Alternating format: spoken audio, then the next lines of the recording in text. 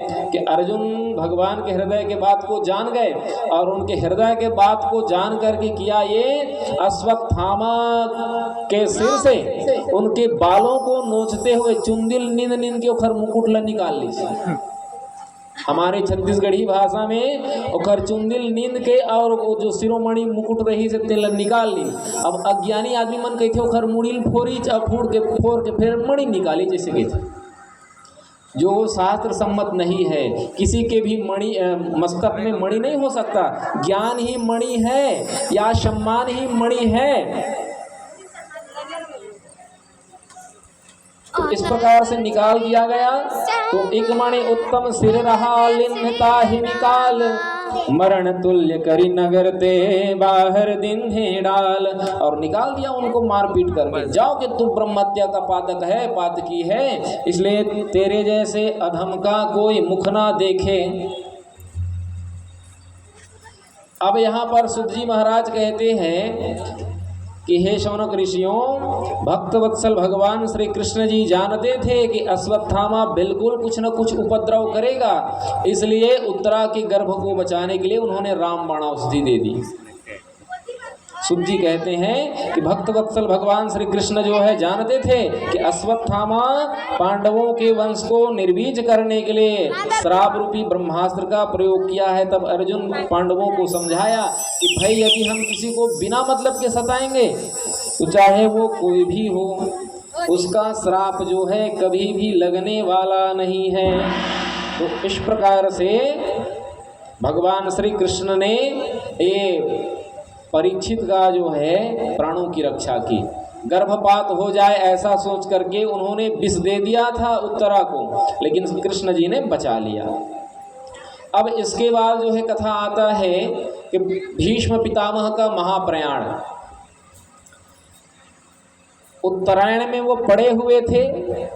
उत्तरायण में मतलब उनको इच्छा मृत्यु का वरदान था, ऐसा लोग समझते हैं।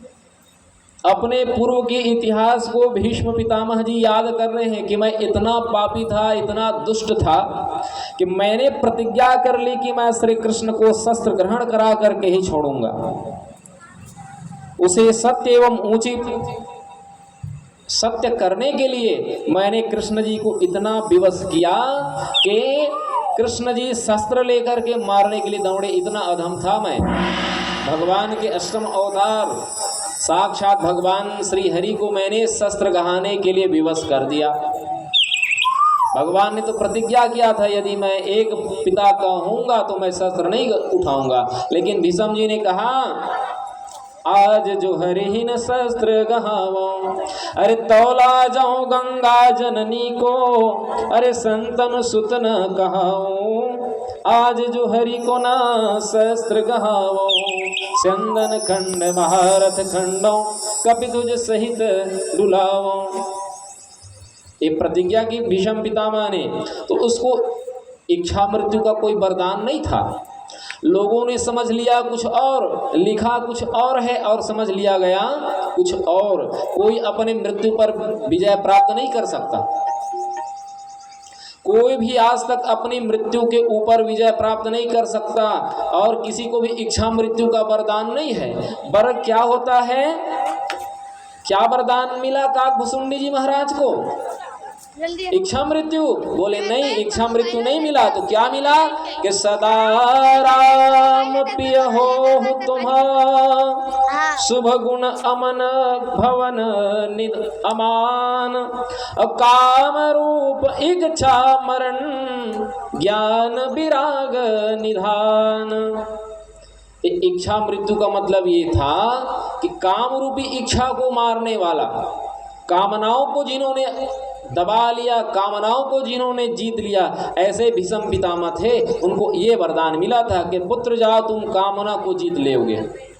काम रूपी जो दुर्गम बैरी है, दुश्मन है, उसको तुम जीत लोगे, न कि इच्छा मृत्यु। वही वरदान काकभुसुंडी जी को भी मिला था कि सदा राम प्रिय हो तुम, शुभ गुण भवन अमान, काम रूप इच्छा मरण। कामनाओं को मारना है, ज्ञान विराग निधान। तो आज भीष्म पितामह सोच रहे कि मैं कितना बड़ा पापी था। तो उत्तरायण और दक्षिणायन में मरने का भाव यह था कि हम लोग समझते हैं कि उत्तरायण मतलब भगवान श्री सूर्य जो है उत्तरायण में पहुंच जाता है, मतलब गर्मी के दिन। तो ये नहीं था उसका मतलब। भगवान श्री कृष्ण जी कहते हैं कि हे अर्जुन, ज्ञान ज्योति दिन शुक्ल उत्तरायण मास 6, इस काल में देह छोड़े सो ज्ञानी ब्रह्म से मिले। उत्तरायण मतलब ये है कि हमने यदि परमात्मा को जान लिया और परमात्मा को जानने के बाद हमने देह त्याग दिया तो हम उत्तरायण में पहुंच गए, मतलब भगवान के लोक में पहुंच गए। ज्ञान ज्योति दिन शुक्ल उत्तरायण मास 6, वर्ष में 6 माह उत्तरायण और 6 माह दक्षिणायन होता है ना। तो मतलब ज्ञान में जीना, ज्ञान में ही ज्ञान पूर्वक व्यवहार करना। परमात्मा का यदि ज्ञान हो गया तो वह व्यक्ति जो है चाहे किसी भी माह में मरे वो परमात्मा को ही प्राप्त करेगा। और खूब यदि ज्ञान है ही नहीं और कहीं उत्तरायण में मर रहे हो तो उससे कुछ लेने देना नहीं है, क्योंकि कहा गया अज्ञान रात कृष्ण पक्ष दक्षिणायन मास 6, इसमें योगी देह छोड़े चंद्रलोक में गिरे। और अज्ञान में जो जीता है तो फिर उसको चंद्रलोक इत्यादि की प्राप्ति होती है। तो इस प्रकार से अश्वत्थामा जी जो भीष्म पितामह जी थे, उन्होंने भगवान को अपने हृदय में स्थापित किया और अपने हृदय में स्थापित करके फिर अपने प्राणों को त्याग देते हैं। मोक्ष होना मतलब ज्ञान की प्राप्ति हो जाना, परमात्मा को जान लेना ही मोक्ष कहा जाता है। शरीर त्यागना कोई मोक्ष नहीं है, क्योंकि हमारे धर्म ग्रंथों में कहा गया देहस्य त्यागो न मोक्षो न दंडस्य कमंडलो, अज्ञान हृदय ग्रंथि नाशो मोक्षयत स्थित। अज्ञान का नाश होना ही मोक्ष कहा गया है। हमारे हृदय में एक भाव होना चाहिए परमात्मा के प्रति, हमें एक ललक होना चाहिए कि हे प्रभु, वो कैसे भगवान को प्राप्त करने की तीव्र इच्छा होनी चाहिए। देह त्यागना कोई मोक्ष नहीं है, क्योंकि संसार में तो कुत्ते बिल्ली गधे बैला भैंसा सब देह त्याग रहे, तो क्या वो मोक्ष है? बोले नहीं, अज्ञान हृदय ग्रंथि नाशो, अज्ञान का नाश हो जाना ही मोक्ष कहा गया है।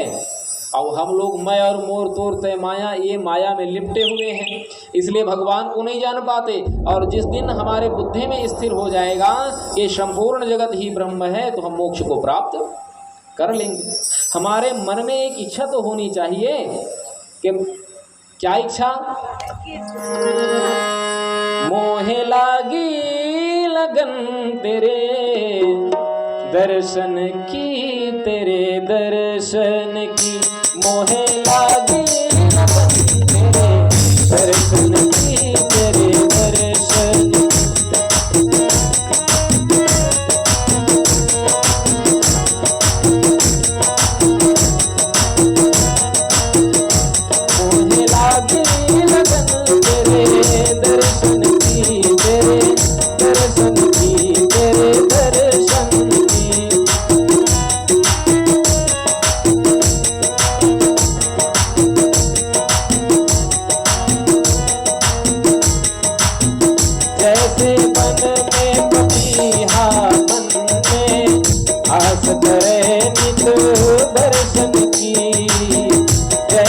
बन में पपीहा मन में आस करे नित दर्शन की, मोहे लागी मोहे लागी मोहे लागी लगन तेरे दर्शन की, तेरे दर्शन की।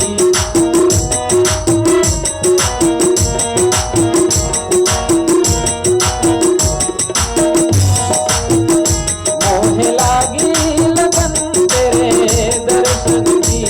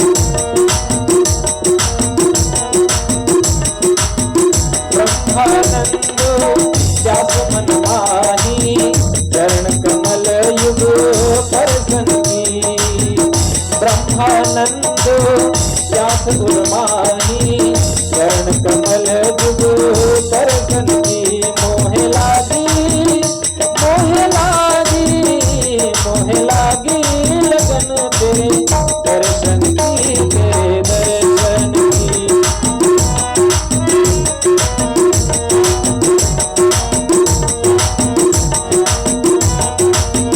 मोहे लागी लगन तेरे दर्शन की तेरे दर्शन की। मोहे लागी लगन तेरे दर्शन की तेरे दर्शन की। परमात्मा को देखने जानने की तीव्र इच्छा तो होनी चाहिए। इसलिए कहा गया भगवान को प्रेम ही चाहिए। बिंदु कवि जी कहते हैं कि प्रबल प्रेम के पाले पड़कर